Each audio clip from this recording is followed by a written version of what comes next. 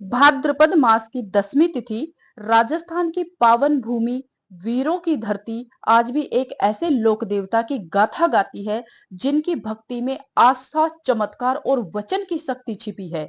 ये वही वीर हैं जिनके नाम से नागों का विष भी अमृत बन जाता है। ये हैं लोक देवता वीर तेजाजी महाराज।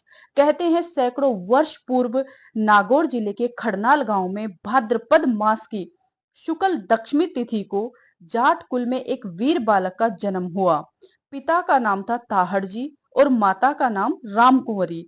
घर में जैसे ही बालक ने जन्म लिया, पूरे गांव में हर्ष की लहर दौड़ गई।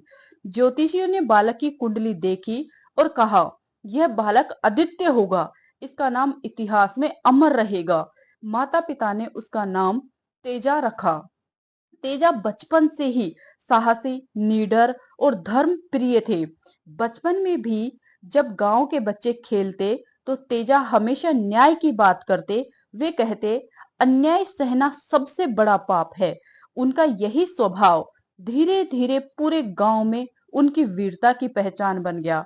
समय बीता, तेजाजी बड़े हुए, उनका विवाह हुआ, लेकिन उनके जीवन की सबसे बड़ी परीक्षा तब आई जब एक दिन उनकी भाभी आंखों में आंसू लिए कांपते स्वर में उनके पास पहुंची और बोली, देवर जी, मेरी लाज खतरे में है, अपमान सहा नहीं जाता।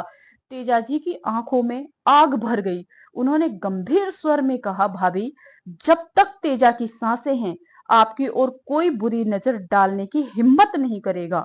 तेजाजी अपनी भाभी की लाज की रक्षा के लिए निकले। घोड़े पर सवार, हाथ में भाला लिए, वे शौर्य की प्रतिमूर्ति बन चुके थे। रास्ते में उनका सामना हुआ एक नागिन से।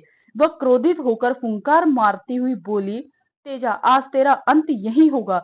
तेजा जी बोले, माँ, अभी मेरा एक धर्म अधूरा है। पहले मुझे अपनी भाभी की लाज बचानी है, फिर मैं स्वयं तुम्हारे पास लौट आऊंगा।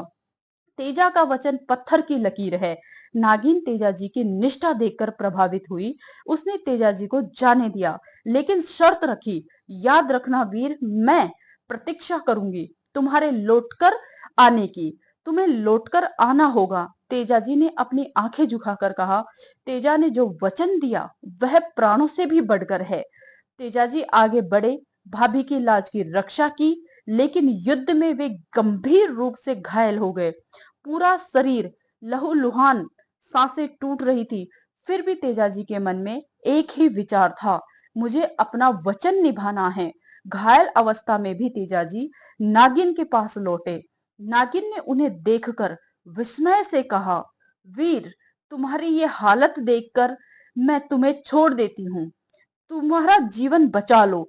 तेजाजी मुस्कुराए और बोले, तेजा की परंपरा वचन निभाने की है। प्राण भले चले जाएं, पर वचन कभी नहीं टूटेगा। नागिन की आंखों में आंसू आ गए। वह कांपती आवाज में बोली, वीर, ऐसा धर्म, ऐसा साहस, ऐसा सत्य मैंने कभी नहीं देखा। आज से जो भी भक्त तुम्हारा स्मरण करेगा, जो तुम्हारे नाम से सर्पदंश का उपचार करेगा, उसे कोई नाग, कोई विष कभी नुकसान नहीं पहुंचा सकेगा। तुम अब नागों के देवता कहलाओगे। उसी क्षण से वीर तेजाजी महाराज अमर हो गए। आज भी भाद्रपद मास की 10वीं तिथि को लाखों श्रद्धालु उपवास रखते हैं, तेजाजी महाराज की कथा सुनते हैं और नागों के देवता से आशीर्वाद लेते हैं। भक्त मंदिरों में दीपक जलाते हैं, दूध, चूरमा, नारियल, अक्षत और रोली अर्पित करते हैं। कहते हैं, जो इस दिन श्रद्धा से पूजा करता है, उसे सांप, बिच्छू का भय नहीं सताता। जीवन में सुख समृद्धि आती है और सभी कष्ट दूर हो जाते हैं। पूरे राजस्थान में इस दिन के मेले अद्भुत होते हैं। भक्त गाते हैं, नाचते हैं और भक्ति गीतों में लीन हो जाते हैं। कई स्थानों पर भजन, कीर्तन, जागरण और भक्ति कार्यक्रम आयोजित किए जाते हैं। कहते हैं, जो इस दिन तेजाजी महाराज की कथा श्रद्धा से सुनता है, उसका जीवन कष्टों से, संकटों से मुक्त हो जाता है।